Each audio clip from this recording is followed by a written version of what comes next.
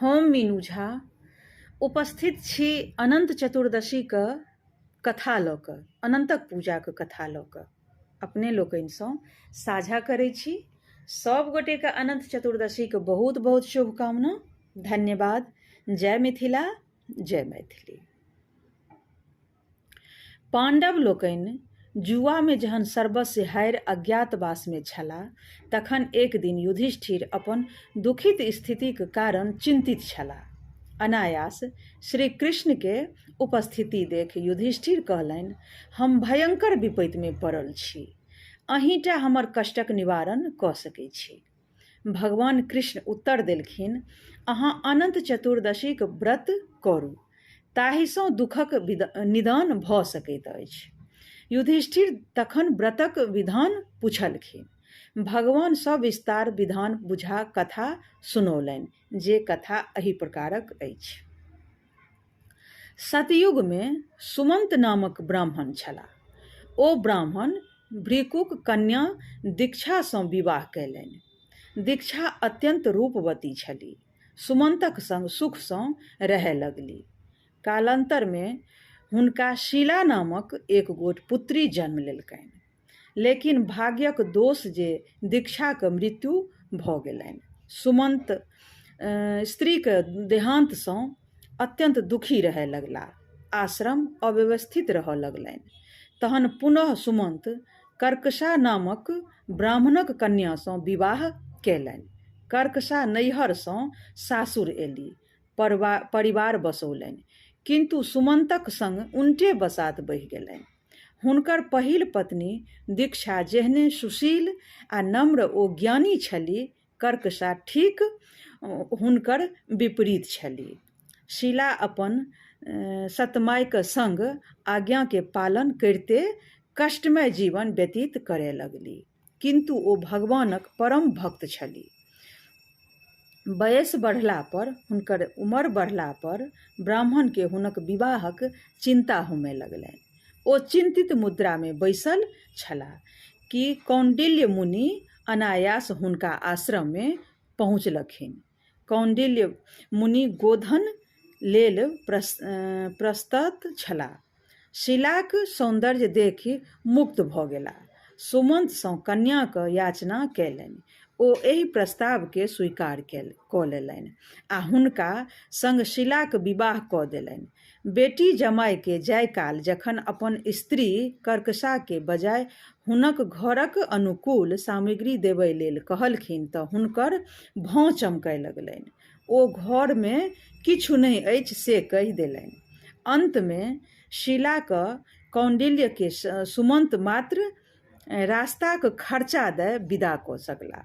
युगल दंपति जहन रथ पर बैस जाइत छलाह तऽ जाइत जाइत यमुना तट पर जहन पहुँचला तऽ देखलखिन जे बहुत रास स्त्रीगण सब ओहिठाम पहुँचल छथि। कौंडिल्य ओतय रथसँ उतरि अपन नित्य कर्ममे लगला आ शीला उपस्थिति स्त्रीगण सब लग जाय ओहिठाम उपस्थित हेबाक कारण पुछलखिन। ओ सब अनंत चतुर्दशीके व्रतक महात्म सुना देलखिन आ शीलासँ व्रत करा अनंतक डोरा बान्हि देलखिन।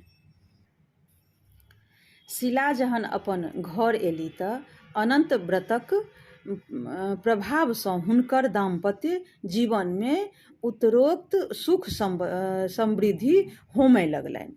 कौंडिल्य अत्यंत उत्साह संग जीवन व्यतीत करय लगला, किंतु शीलाक बाँहि परहक बान्हल अनंतक रहस्य हुनको नहि बुझल छलनि। एक दिन ओ शीलासँ प्रश्न केलनि, ई की थिक?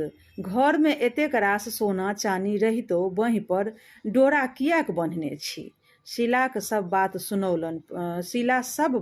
सुनौलनि, पर ओ अनंतक डोराके तोड़ि आगिमे फेंक देलखिन। शीलाक चिरपोषित निष्ठा जेना विचलित भऽ गेल।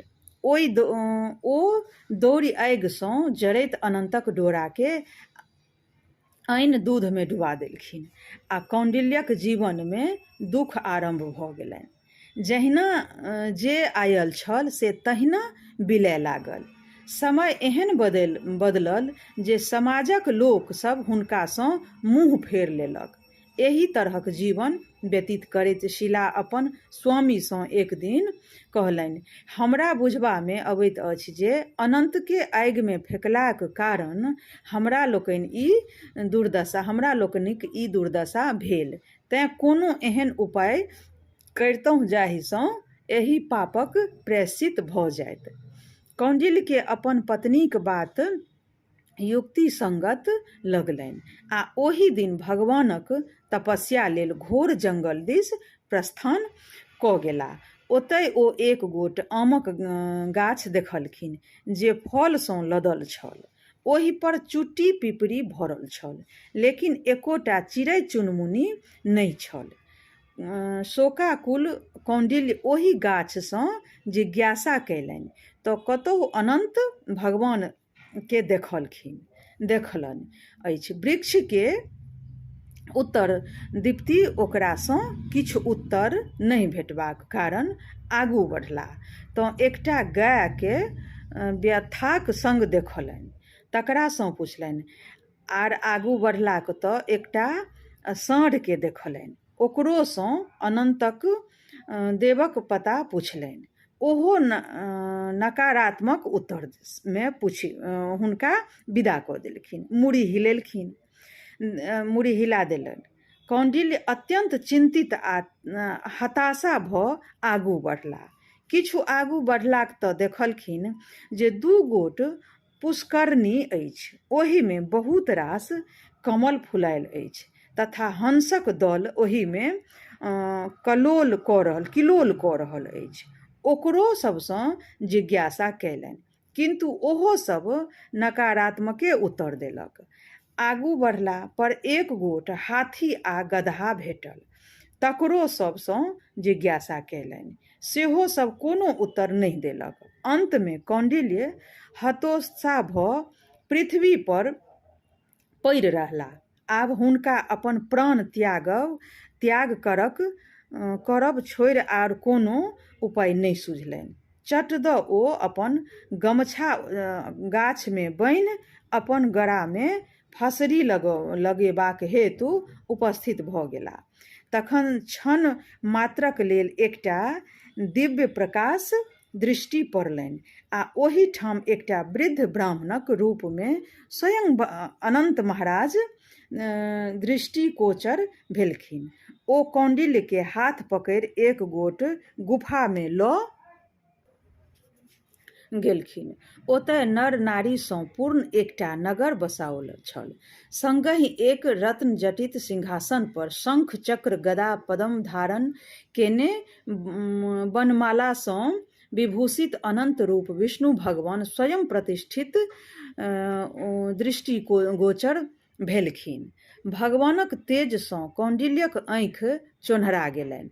ओ विनती भरल स्वरसँ प्रार्थना कयलनि। भगवान तहन प्रसन्न भऽ वर मांगै लेल कहलखिन। कौंडिल्य अपन सब दुखक कथा सुना देलखिन। भ्रमणवश अनन्त डोराक के आगिमे फेकबाक कथा सेहो कहलखिन आ ताहि पापवश हुनका जे दुख संग नहि छोड़ि रहल छल ओहो सब रक्षाक हेतु प्रार्थना कयलनि।